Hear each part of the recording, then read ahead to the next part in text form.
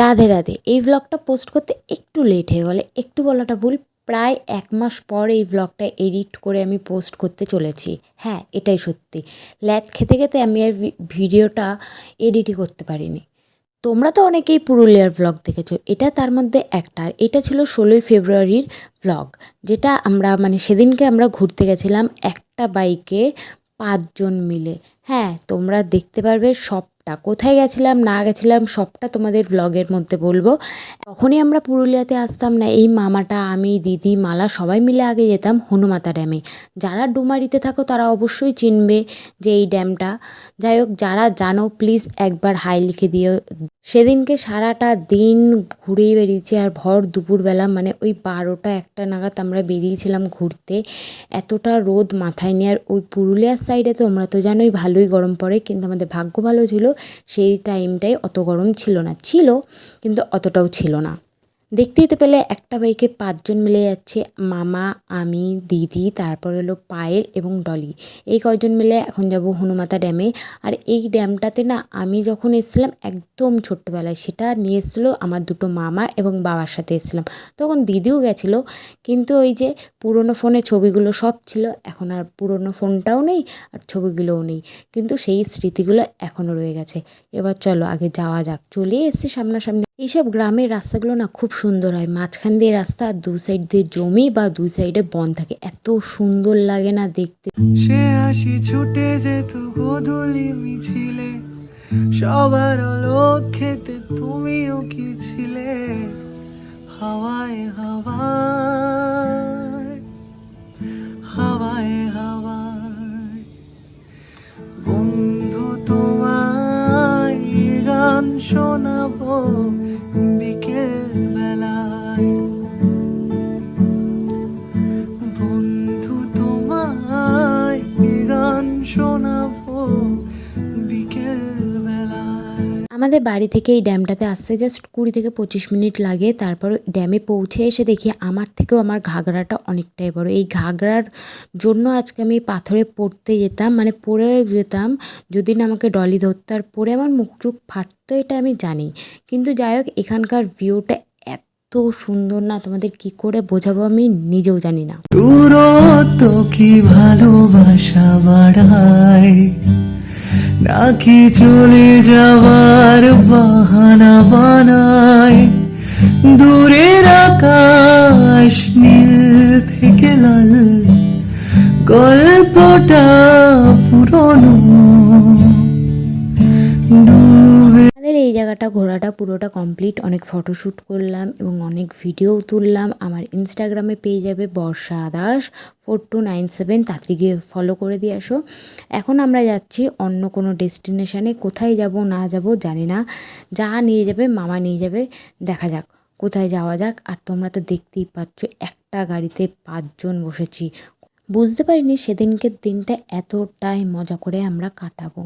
যাই হোক, এখন আমরা যাচ্ছি অন্য কোনো ডেস্টিনেশানে। আর ডলি তো পারলে আমার গলাটাকে টিপে ধরে যাতে ও না পড়ে যায়, সেই কারণে এখন এই জায়গাটাকে টাটা বলার সময় চলে এসছে। বিশ্বাস করে যখন পুরুলিয়ায় যাই না, খুব মজা করি, বলতে গেলে অতিরিক্তই আমরা ওখানে গেলে মজা করি। অনেক বন্ধু বান্ধব সবই থাকে আমাদের ওখানে। ওখানে গিয়ে কোনো রকম অসুবিধা আমাদের হয় না, সত্যি বলতে গেলে। এমন না যে এইখানে থেকে ওইখানকার পরিবেশটাকে মানিয়ে নিতে পারবো না, সেটাও ছোটোবেলা থেকে আমার দিদির অভ্যাস আছে। আর যেহেতু ছোটোবেলা থেকে আসি এই জায়গাটায়, সব রকমের সব কিছুই জানি। যেখানকার লোকগুলো এতটাই ভালো না, যখন আসি তখন আর মনে হয় না যে নবদ্বীপ আবার ফিরে যায়। এখানে তো ছোটোবেলায় যখন আসতাম না, ম্যাক্সিমাম 1 থেকে 1.5 মাস থাকতামই। এখন বড় হয়েছি, পড়াশোনার চাপও বেড়েছে, সেই কারণে আর এখন অতটা থাকা হয় না। তাও থাকি 10-15 দিনের জন্য, আসি তো 3-4 বছর পর পর। এখন আমরা কোথায় যেতে চলেছি সেটাও তোমাদের দেখাবো, চলো। বন্ধু তোমায় গান শোনাবো বিকেল বেলায়।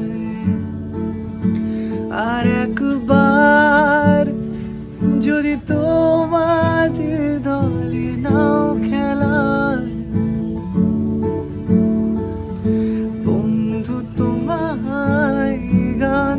মামা আমাকে বললো কত সুন্দর জায়গায় ঘুরতে নেবে। বাইরে এ কি হলো?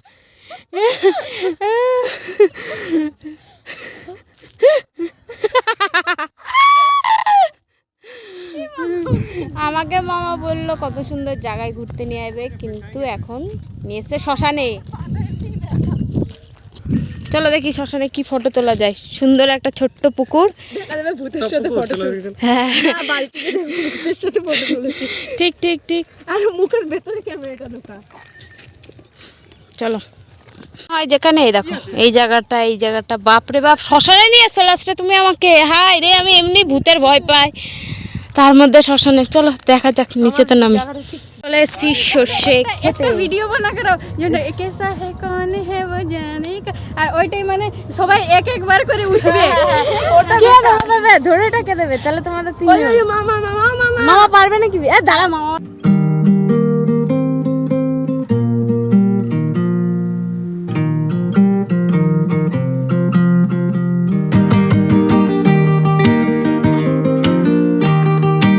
চারপাশে এত সর্ষে ক্ষেত দেখে মামাকে আমি বারবার বলছিলাম, মামা আমাকে সর্ষে খেতে নিয়ে চলো, আমি ভিডিও আর ছবি তুলবো। তারপরে অবশেষে মামা আমাকে একটা সর্ষে খেতে নিয়ে আসে। কিন্তু তোমাদের ওই যে বললাম 12টা নাগাদ বেরিয়ে এত রোদের তাপ পরে বেড়ে গেছিলো না, কি বলবো তোমাদের। আর পরে ভাবলাম ঠিক আছে আজকে এইটুকুনি থাক, এখন বাড়ি যাওয়া যাক। এর জন্য সর্ষে ক্ষেত থেকে বেরিয়ে যাচ্ছে। তুমি না ডাকলে আসবো না, কাছে না এসে ভালোবাসবো না, দূরত্ব কি ভালোবাসা বাড়ায় নাকি চলে যাওয়ার একটা আইসক্রিমের দোকান দেখে দাঁড়িয়ে পড়লাম ওখান থেকে আইসক্রিম কেনার জন্য। বুঝতে পারিনি এত কিছু হয়ে যাবে। সেটা বলছি কেন, আমাদের নবদ্বীপে 10 টাকা দামের আমুলের আইসক্রিম পাওয়া যায়, খুবই টেস্টি হয়। সেটা ওখানেও পাওয়া গেছিলো, কুলফি যেটা বলে, কিন্তু ওখানে দাম ছিল 30 টাকা। আমি আর দিদি শুনে তো মাথায় হাত, কীভাবেই না বোকা বানায় সব গ্রামের মানুষগুলোকে। বাড়িতে গিয়ে খাওয়া দাওয়া করার পরে একটু বিশ্রাম নেওয়ার পরে আবার মামা চলে আসে। সোমনাথ মামা এসে বললো, ভাগ্নি আর কোথাও ঘুরতে যাবো না, চলো রেডি হও। তারপর আবার রেডি হয়ে মানে যেই জামাটা পরা ছিল ওই জামাটা পরেই বেরিয়ে পড়লাম, কারণ বেশিক্ষণ তো টাইম ছিল না, জাস্ট কয়েকটা সেকেন্ড মানে কয়েকটা মিনিটও বলতে পারো টাইম ছিল হাতে আমাদের। তাই খাওয়া দাওয়া করে ফ্রেশ ট্রেশ হয়ে আবার বেরিয়ে পড়লাম আরেকটা জায়গা ঘুরতে, কারণ তার 2 দিন পরে আমরা ফেরত আসতাম নবদ্বীপে। এখন নবদ্বীপে এসে এই ভিডিওগুলো দেখার পর বিশ্বাস করো খুবই খারাপ লাগছে, কারণ সেই দিনগুলো মানে সেই কটা দিন খুব মজা করে কাটিয়েছি। এই ড্যামটাতে প্রথমে নিচে নামতে আমরা খুবই ভয় পাচ্ছিলাম, কারণ প্রচুর পাথর ছিল। তারপর যাই হোক আমি, ডলি, পায়েল 3 জনাই নেমেছিলাম, কিন্তু আমার দিদি এতটাই ভিতর ডিম যে নামতে পারছিল না, প্রচণ্ডই ভয় পাচ্ছিল। তারপর অনেক কষ্টে নেমেছিল। এই ড্যামটাতে যখন আমরা এসেছি এতটা সুন্দর ভিউ ছিল না, কি বলবো তোমাদের। মানে ওই পাহাড়গুলোর মাঝ দিয়ে, মানে ছোটো ছোটো পাহাড় অবশ্য, খুব একটা বড় নয়, ছোটো ছোটো পাহাড়গুলোর মাঝখান দিয়ে দেখা যাচ্ছে সূর্য অস্ত যাচ্ছে। এত সুন্দর লাগছিল না দেখতে, মানে আমরা মনে হয় ওখানে আধ ঘন্টা থেকে 1 ঘন্টা বা 1.5 ঘন্টা ওখানেই কাটিয়েছি। আর এই জলটাকে দেখে অনেকটা ঝর্ণার জলের মতন মনে হচ্ছে, কিন্তু এটা ঝর্ণার জল ছিল না। প্রথমে আমিও ভুল জানতাম, কিন্তু এটা ছিল ড্যামের জল, যেটা খুবই ঠান্ডা ছিল আর খুব স্রোত ছিল বলতে গেলে। আমার তো খুব ভালো লেগেছে এই জায়গাটা, তোমরা দেখলে বুঝতে পারবে কত সুন্দর জায়গা ছিল। আর এই মানে এই জলটাতে আমি পুরো স্কার্ট ভিজিয়েছি, পুরো এই ড্যামের জলটাতে নাচন কোদন করতে গিয়ে আমার পুরো স্কার্ট ভিজেছে। তোমাদের আগেই বলেছিলাম ছোট্ট ছোট্ট পাহাড়ের মাঝ দিয়ে দেখা যাবে সূর্যটা তোমরা দেখে এবার বলো কেমন লাগছে দেখতে, খুব সুন্দর না? আর পুরো জায়গাটা দেখো, আমার তো খুব ভালো লেগেছে এই জায়গাটা। আমাকে যদি এখনই বলে না চ পুরুলিয়ায় যাবো, আবার এই জায়গাটা আমি যেতে আবার রাজি, সে যতই কষ্ট হোক। ফিরে গেছে কত পোয়াটা নীলের গলা চিরে আলো, ইচ্ছেরা ছুটে চলে সারাটা দিন জুড়ে। তুমি আনাগোনা করেছো সেই সুরে, তার রং লেগে আছে অবুঝের পেন্সিল। ভালোবাসা বাকি আছে তোমারও আমার কাছে, যাচ্ছে দিতে আমি পারি না। আমারও সময় ডালে ফুরিয়ে এসেছে পাতায়, তো প্রেম কাছে এসে এলো না। যদি কোনোদিন তুমি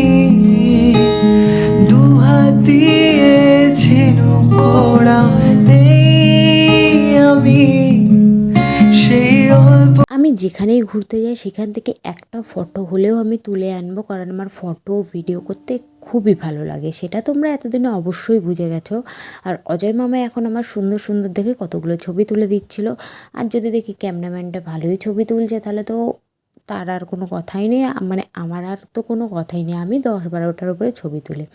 এবার অনেকে ভাববে যে এই স্বভাবটা খুবই বাজে, কিন্তু বাজে হলেও আমার কিছু করার নেই। যখন এই ছবিগুলো যখন আমি পরে আবার দেখি না, সেই স্মৃতিগুলো মনে পড়ে, সেই মুহূর্তগুলো মনে পড়ে, কত সুন্দরভাবে সেই দিনটা কাটিয়েছি, কত লোকের সাথে সেদিনকে ছিলাম না ছিলাম, কতজনের সাথে কত সুন্দরভাবে মুহূর্তগুলো কাটানো, সব কিছু মনে পড়ে এই ভিডিও ফটোগুলো দেখতে।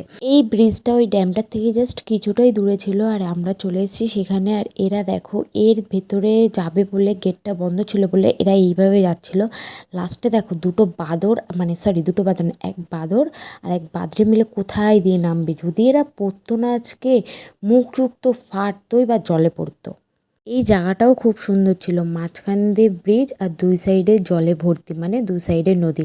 লাস্টে এই বাদরি নামবে বলে নামতেও যাচ্ছিলো, কিন্তু ওর ভাবলো না দুটো ফটো তুলি, এর জন্য আবার কী করলো, ওখানে ঝুলে বসে ফটো তুলতে শুরু করে দিয়েছিলো। যেখানেই যাবে এই মেয়েরও তাই, ফটো তুলতেই হবে। আমরা তো এই দেখে সবাই হাসাহাসি করছিলাম। ফটোশুট চলছে, ফটোশুট, বাঁদরের ফটোশুট।